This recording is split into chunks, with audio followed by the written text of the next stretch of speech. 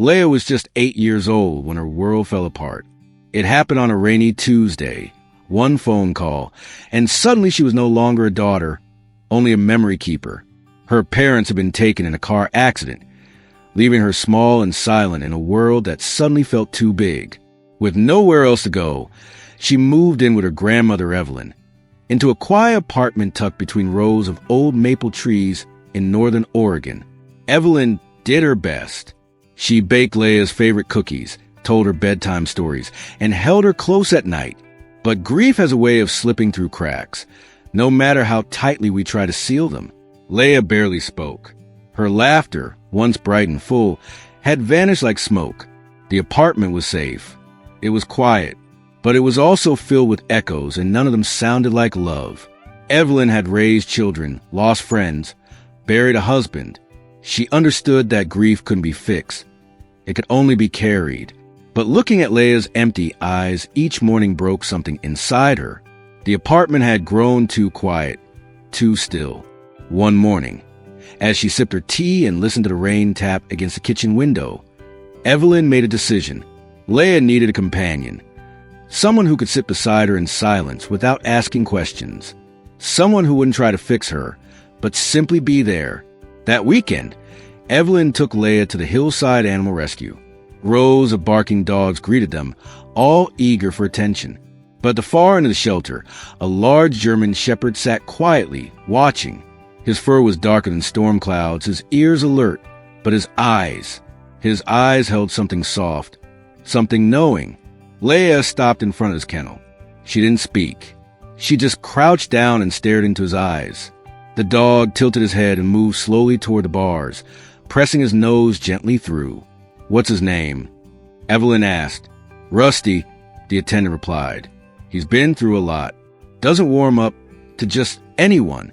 But Leia was already reaching out, her tiny hand resting against Rusty's fur through bars. He didn't move away. They brought him home that afternoon. He didn't bark or jump or run wild.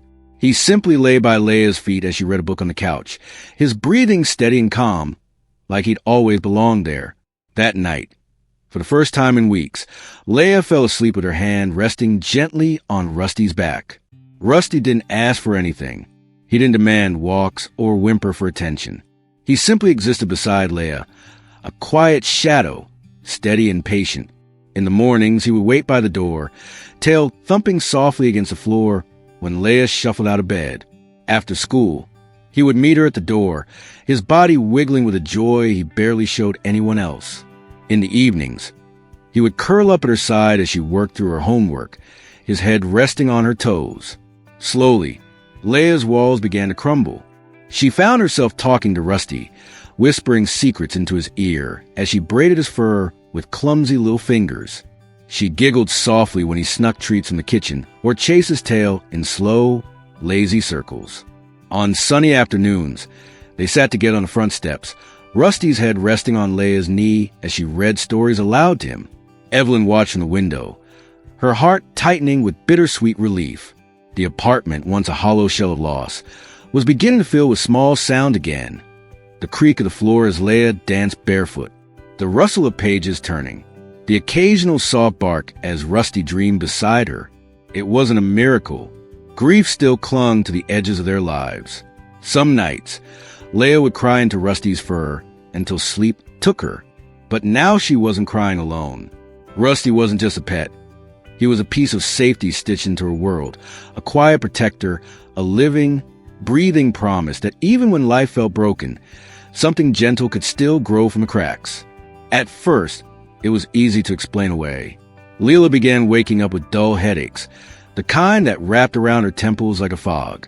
Some mornings she stayed in bed longer, her limbs heavy, her eyes refusing to open. Evelyn thought it was the nightmares again, grief resurfacing in her sleep. She told herself it was normal, but then Leia stopped eating as much.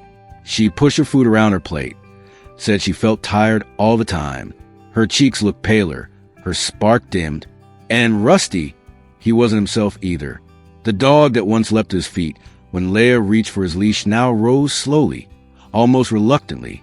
He still followed her from room to room, but there was no bounce in his step, his tail once a metronome of joy, now only twitched from time to time. Evelyn noticed a change, but old habits die hard. "It's the weather," she muttered one chilly morning, wrapping Leah in her scarf. "Rain always makes us sluggish." But deep down, something didn't sit right. One afternoon, Leah fell asleep on the couch, her book slipping from her fingers. Rusty lay beside her, his breathing slower than usual, his eyes barely open. Evelyn watched them both with unease, two beings growing quieter, slower, dimmer. Still, there was no fever, no cough, no clear reason to panic, just a creeping sense of wrongness that settled like dust in every corner of the apartment. And as the days slipped by, both Leah and Rusty seemed to fade a little more, like sunlight retreating behind a storm cloud. Miss Alvarez had taught second grade for nearly 15 years. She could tell when something was wrong, when the light in a child's eyes dimmed for reasons that didn't come from math worksheets or playground arguments. Leah had always been quiet since joining her class. That wasn't new, but lately she'd been quieter still. She dozed off during reading time, her head resting on her folded arms. She barely touched her lunch. Her handwriting, once neat and careful, now trailed off halfway through sentences. After class one afternoon, Miss Alvarez dialed Evelyn. "I don't mean to worry you," she said gently, "but I think Leah might be more than just tired. Has she been eating well? Sleeping okay?" Evelyn hesitated. "She's been a little off lately. Headaches mostly. I thought maybe it's just the time of year." Miss Alvarez paused. "And Rusty?" She mentioned he hasn't been feeling well either. That made Evelyn pause. She had brushed off Rusty's tiredness just like Leah's, but hearing it from someone else, someone not clouded by grief, made it settle in her chest like a stone, unshakable, real. After the call, Evelyn sat on the edge of the couch, staring at the heater vent across the room. The air hummed softly through it, just like it always had, but now it sounded different. That night, the house was quiet. Too quiet. Leah had gone to bed early, her body heavy with exhaustion. She didn't even finish her book, something that had become part of her nightly ritual. With Rusty curled at her feet, around midnight, Evelyn stirred from a light nap in her chair. The TV buzzed softly in the background, but it wasn't what woke her. It was a sound, a low, urgent whine. "Rusty!" She stood slowly and followed the noise down the hallway. As she reached Leah's room, the whine turned into a soft bark, barely more than a breath. Rusty was at the side of the bed, paws up on the mattress, tugging gently at the blanket with his teeth. "Rusty," Evelyn whispered. The dog turned to her, his eyes wide and desperate. He let out a sharper bark and looked back at Leah, then to the vent near the floor. That's when Evelyn noticed. Leah's face was pale. Her breathing was shallow. Her small hand still rested on Rusty's back, but she didn't stir. A chill ran through Evelyn. She moved fast. She opened the windows. She pulled Leah into her arms, calling her name until the girl blinked slowly, confused, as if waking from underwater. The air inside the room felt thick. Wrong. Not smoky, not warm, just off and Rusty. He hadn't been tugging the blanket to play. He had been trying to pull her out. By morning, Evelyn was done guessing. She called Frank, an old friend, now retired, who had once been a heating technician. He still tinkered with machines in his garage, always happy to help when something didn't feel right. "Come quick," she said, voice tight with worry. "Something's wrong in this apartment." Frank arrived within the hour, toolbox in hand, his breath visible in the cold morning air. He greeted Evelyn with a brief nod, then walked from room to room, feeling the vents, checking the furnace, holding a small handheld sensor close to the heating ducts. When he reached Leah's room, paused, the sensor began to beep, soft at first, then louder. "Evelyn," he said, straightening slowly, "you've got a problem." Her stomach dropped. "What kind of problem?" "Carbon monoxide," Frank replied grimly. "Low levels, but steady. That's worse in some ways. You wouldn't smell it, wouldn't see it, but it's enough to make you sick, especially a child or a dog." Evelyn's knees nearly gave out. Carbon monoxide, the silent killer. All at once, the signs made sense. The headaches, The exhaustion, Leia's fainting spells, Rusty's sluggishness. She had blamed the weather, the grief, even their diet, but it had been the air itself, slowly poisoning them night after night. Frank's voice cut through her thoughts. You can't stay here. Not until the leak is fixed. Open every window and get out. Evelyn didn't argue. She gathered their coats, packed a few essentials, and scooped Leia, still groggy, into her arms. Rusty followed, his steps slow but steady. As they stepped outside, the cold air hit her like a wave. It was sharp, clean, full of life, and for the first time in weeks, Evelyn felt like she could breathe. They stayed with Evelyn's niece for a few days, a warm little house with mismatched quilts and the smell of cinnamon always hanging in the air. Leia slept for nearly 12 hours that first night. When she woke, her eyes were clearer, her cheeks held color again, and Rusty, who had barely moved in days, stood on shaky legs and nudged her hand with his nose. It was like someone had flipped a switch. Doctors confirmed what Frank suspected. Low-level carbon monoxide exposure. Not enough to be lethal, but enough to slowly wear them down. Evelyn couldn't stop thinking about that night, about the sound of Rusty's whine, about how he had tried to pull Leia from the bed. He had known. One afternoon, as sunlight filtered through the windows, Leia sat on the rug with Rusty's head in her lap. She stroked his ears gently, her voice barely above a whisper. "Thank you," she said. Rusty didn't respond, not in words, but he shifted closer, pressed his body against hers, and let out a soft, contented sigh. In that moment, Evelyn stood in the doorway, hand over her heart. She didn't need miracles. She didn't need answers. She had Rusty. At school, Leia had always kept her world small. She didn't run at recess. She didn't raise her hand.